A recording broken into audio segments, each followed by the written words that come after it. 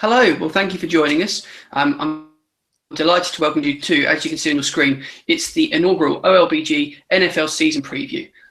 We're here to have a little chat about a few teams. We're not going to be able to cover all 32 tonight, but we're going to have a good conversation around a few that our members are talking about. And I've got a guest in particular who wants to talk about a few teams that he thinks have got good chances this year, or at least are noteworthy to have a discussion about. I'll introduce straight away. I want to say a howdy to Jim, all the way over in the fair states of USA. Jim, whereabouts are you in the States? I'm in Dallas, Texas, home of the Cowboys. Excellent. And we can tell by the accent, you're probably not a native to that region. How long have you been over there for? I moved here in 2013, so that's two and a bit years since I moved from Scotland. Well, you get to go to the games live now, which is probably a bit more exciting than we have to watch in the middle of the night over here. But there's plenty of you out there that love NFL in the UK. We've got loads of OLBG members. First place, I'd say, if you're thinking about having a bet on NFL, head to the website and check out what our members are saying. Well, without further ado, it's been a huge day today. We're actually coincidentally filming this on a day where there's been some big news in the NFL, Jim. Just want to share your thoughts on, obviously, what's been one of the longest running sagas in sports history, I think, when it comes to issues. Deflategate. What's the latest and what do you think will happen? Well, it was broadcast this morning on the news, because obviously football is big news over here, that Tom Brady had his appeal upheld against his suspension. And as of now, Tom Brady is the starting quarterback for the New England Patriots at the start of the season. Now, the NFL, of course, are going to appeal themselves, but whether that succeeds or not, yeah, it may not. But time is probably going to go against them, isn't it, Jim? I mean, we're pretty close. We're filming this about a week before the season starts. Surely it won't be allowed to drag into the season. It's in the Patriots' favour that they time things to be resolved like this, because it doesn't give much time for an appeal to go through. Well, it's going to be interesting to see. And they're the first team that we're going to discuss tonight overall, looking beyond that particular issue. I shall bring up the screen that shows everyone. They're not the outright favourites, but they're the shortest price team that we're going to discuss tonight on this particular hangout. They're in around the 9-1 mark. I just want to get your thoughts as an overall view on the Patriots, Jim. Just give us a minute or so to talk through why you think they're that lofty in the market. Sure. Well, one of the things about the Patriots is they've won 12 of the last 14 divisions, and they've been in the last 4 conference finals. And, they're 4-time Super Bowl winners from 7 appearances since 1996. And this is in the age of salary cap sport. So that very fact shows that this team is so well managed at both franchise and team level. And this is a team you just cannot discount, ever. No, I like the analysis. Very good, very concise. Obviously, they've seen a few changes, like every NFL team does throughout the summer. I was a little bit surprised when I saw that you've got Malcolm Butler, their hero from last year, but they have lost someone from around that position when you think that we've had Vincent Wilfork who's left. Does that worry you or concern you a little bit, or do we just have to accept in this age that NFL rosters change so much, teams will have to just gel and cope without worrying about it, really? Yes, well, that's to do with the salary cap in the draft. If the coach has certain players in mind coming up at the draft, he has to make space for them. And Bill Belichick has been extremely good at that. So losing a player like that, not really. There's other ones to watch that will come through. Safety Devin McCourty, defensive end Jamie Collins. I mean, those are players that could have a good chance this year to shine. And I suppose with them going into such a Super Bowl ready team, if you like, a team that are used to winning, are used to being at the highest level, their adaptation to that top flight football is going to be a little bit easier in some ways and a bit more pressure in others. The expectation will be there. The fans will want a good season, won't they, again? Oh, yes, definitely. And, new players that come into a team like that, they, first of all, have to reach a certain standard to actually get in the team in the first place. And then once they're in there, they know they're in amongst good players, and that in itself can bring out the best in people. Yeah, that's definitely very true. We put this question out on Twitter. We asked for people that favour the teams and who they felt were going to win. And we only actually had one response, believe it or not, for the Patriots. And that was Ian Cunningham. So if you're watching Ian, we think you've got a fair chance. And so do the bookies. So there's nothing really that we're going to find out that's particularly new about them this season. You kind of know what to expect. And the minimum expectation must be a Super Bowl final appearance, surely, Jim? Definitely. So I can't see anything else for the Patriots. And the Patriots are a team that people like to go against. And I've gone against them myself in the past, given the time I think might be right. But they're definitely a strong team. No, that's absolutely fine. I think it's a very fair assessment. So now we move on to the Colts. Now, I mentioned we put this question out on Twitter, and they were the most popular team amongst our followers on Twitter. We had both Dan Sandbelt, Colin Jackson, Bakes Mike, Matthew Broadbent all tweeted to say they really fancied the Colts. Jim, your view on the Colts? Sorry, can you repeat that again? Yeah, just want to get your view on the Colts. Oh, sorry. Yes, well, Andrew Luck, one-time rookie quarterback. He's done really well. He's actually improved every season that he's been there. And you can expect further from that because he is a very, very good quarterback. Obviously, they won the Super Bowl in 2006, second in 2009, both times with Peyton Manning at the helm. But, Luck is a player that will bring the team on once again. The only negative I might see to them is each time they come up against, a meaningful team in a meaningful game, that's when they fell apart. They fell apart in the playoffs the last two seasons to the Patriots, quite badly, 45-7 last year. And you think that that's potentially going to be their Achilles heel again this season, given that they're only obviously a tiny bit bigger price-wise than the team we're previously discussing, the Patriots. Do you think that that's what would put you off potentially backing them? It wouldn't necessarily put me off. The Colts are a team that I highlighted on the forum in OLBG a couple of seasons back as a team that might progress towards a Super Bowl. You could say it's a learning process for Luck. He needs to learn to, as well as the other team, the rest of the team, he needs to learn to be able to handle a big occasion. Do you think that their start's going to help them, though? I looked at the fixtures. They've got three. I appreciate no game's technically easy in the NFL games, but they look to have three reasonable games. Do you think that can help build some momentum and maybe get that consistency they need to progress at the highest level? Exactly, because if you're a team like the Colts, you want to hit the ground running. You want to get a few wins under the belt before you start meeting some of the better teams. Yeah, I'm quite interested to see how Frank Gore gets on this season. He's been highlighted to me by a couple of the OLBG members as someone to watch, someone just to keep an eye on, and as a bit of a rookie to NFL like myself, he's someone that I could find quite exciting to watch, which is quite an interesting view. Did you have anything else on the Colts you wanted to add at all? If you had to pick one of those two at a short price, your Patriots or the Colts, you're going to lean towards the Patriots, aren't you? I think I would. It's similar prices. Yeah, I think I would. And I don't think, when it comes to, I don't think it matters if Brady misses the first four games as was planned by suspension.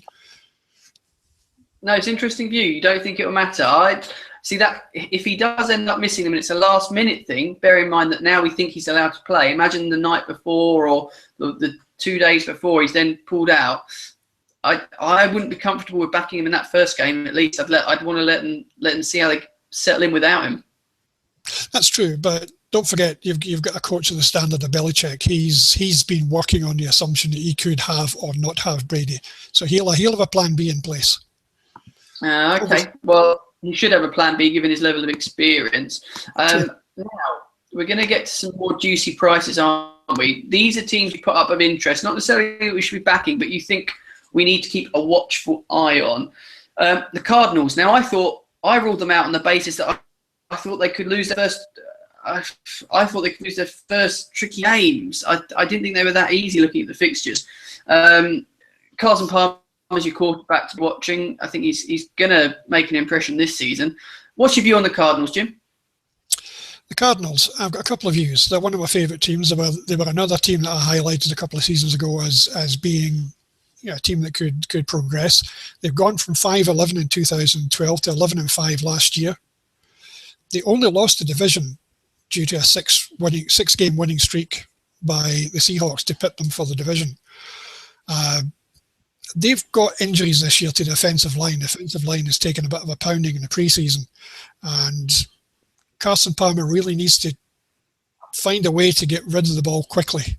You can't hang about, when your offensive line's struggling. But in terms of signings, they've got a really good bit of depth, and they signed running back Chris Johnson, who used to be with the Tennessee Titans, and Chris Johnson was a player that was once actually compared to Adrian Peterson, a player we'll talk about very soon on the Vikings preview. And he's not progressed the same way, but he's been with the Titans, not the most productive of teams. So he could do well if indeed he makes the cut on Saturday. We see that a lot, don't we, in NFL, where a player can look pretty average after having that huge potential and huge hype, but they can go somewhere else, find their feet, get an arm around them from the coach, and if they're more involved and they've got more of a chance, do you think that's why he'll flourish at the Cardinals? He could. It's a good position for him. Excellent. Well, that's what we like to hear. Now, the longest shot that you put up, I'm just going to pull it back up onto the screen, is a team that fascinate me. It's the Vikings.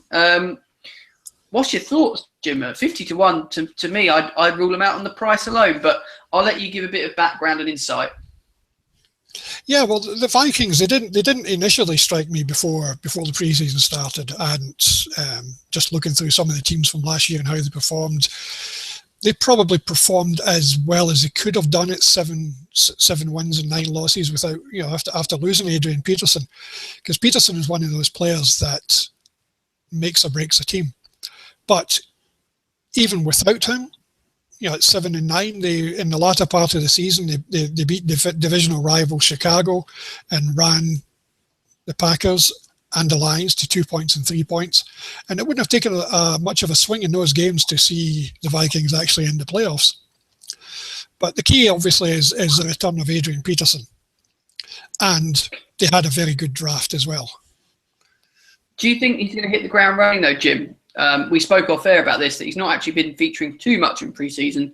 Appreciate that's not the same style of preseason that we expect for other sports, but do you think he's going to, after a bit of an absence, be able to come back into that and be as effective as he once was? Are you confident he's retained his ability and mental state to play at the highest level? I've been watching some of the news broadcasts over here, and he's raring to go. He's fired up to get back in and running again.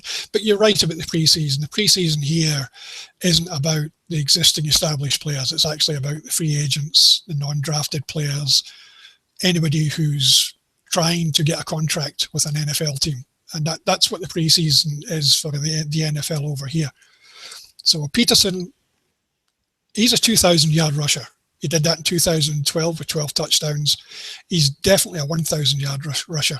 If you're a Minnesota Vikings fan at the moment, you're looking to get 1,300 yards and 10 touchdowns off him. And that's a big difference to a team. Yeah, definitely. What I would say, I was doing my stats research about the head coach. Now, I think we looked and it was something like 43% win rate, but that was actually, whilst it sounds unimpressive, it was pretty much the best in any Vikings new coach's history. So do you think he can kick on this year and really stamp his mark? Yes, because they've been very clever in the draft this year. They went for defense in the draft, and if I recall correctly, in the first 3 rounds of the draft, they got the best defensive player available at the point where they were making the draft. They've gone for defense, which is something they've needed to pay attention to. And I don't know if you're aware, but over here, once the draft is finished, some of your major NFL pundits get together and they grade the NFL teams based on their draft and how they do. And on some of the gradings, the Vikings came out 3rd best in the draft. So we think they've done good business. Obviously, it depends how that translates onto the pitch, which is always 2 very different things. But it'd be great to see them have a good year. And obviously, they're another year closer to getting back into a new home, I say, because they're in a temporary one at the moment, I believe, due to damage to the old stadium. Yep. The new stadium is on the horizon.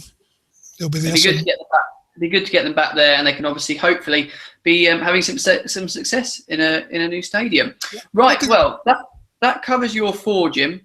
But obviously, I did give you a heads up, and we've picked out 4 that perhaps are not necessarily going to be talked about too much. I'll bring them up so viewers at home can take a look at them, because there are prices that will get people excited, but we do have to temper expectation for these teams. You know, everyone wants to see a long shot go well. I can't recall the last time we had 3 figures going that well in the States NFL, but we'll have a look. I suppose we will start with the Titans. I picked them out mainly, Jim, because we've got Bob Slay on the forum who's going to be following them. He admits that he's not necessarily expecting great things, but they have got Mariota, the new quarterback, but you're not so sure he's going to be featuring too much. No, I don't think so. There's been a sort of almost an expectancy in recent seasons after the success of some rookie quarterbacks, namely Andrew Luck, for example, and the quarterback at the Panthers, whose name escapes me right now. But there's been sort of expectancy, but I would be surprised if Mariota is given the unchallenged first starting spot on the quarterback. I think they'll go between him and Mettenberger.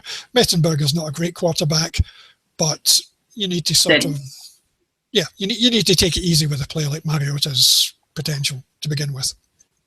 I'll just tell you that Bob Slay's put them up at 28-1 to be top of the AFC South Division. Can we see that? Is that a crazy, outlandish suggestion? Obviously, their odds to go all the way and win the Super Bowl are huge. Do you think they could bring a bit of a shock if they get into some form in their respective league? It's speculative, you could say that.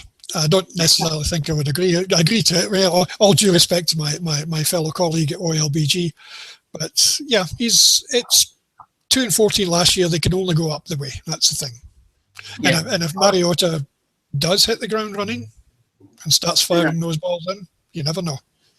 I think I might leave that 28-1 shot. I think, sorry, Bob Slay, we're going to probably park that one and not put that as one of our suggested bets. But we move on because we're now going to look at a team that I've got a little bit of. I think they're going to be my adopted team this season anyway.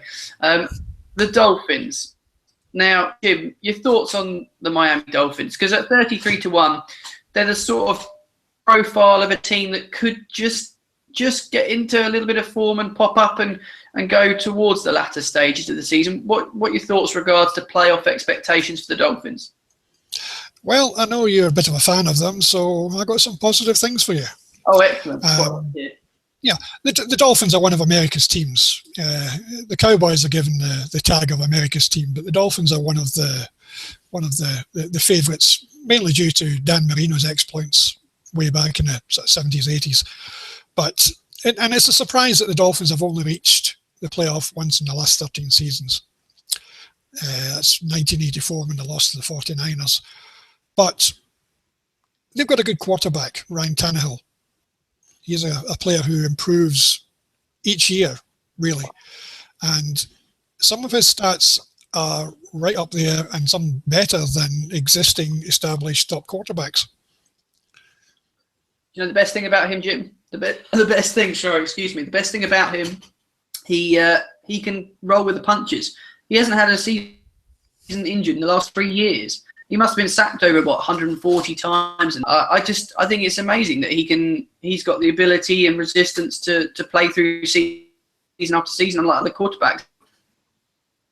Oh yeah, he's a tough quarterback. He can take the hits. Although from an unbalanced point of view, you want to avoid some of the hits because you never know when one's going to do you some bad. But you know, the team picked up 7 players in the draft. They had a decent draft. They're just looking to gradually build the team that they've been building over the last few years.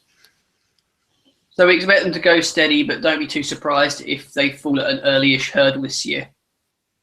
Well, they're in the same division as the Patriots, and I expect the Patriots to win that division.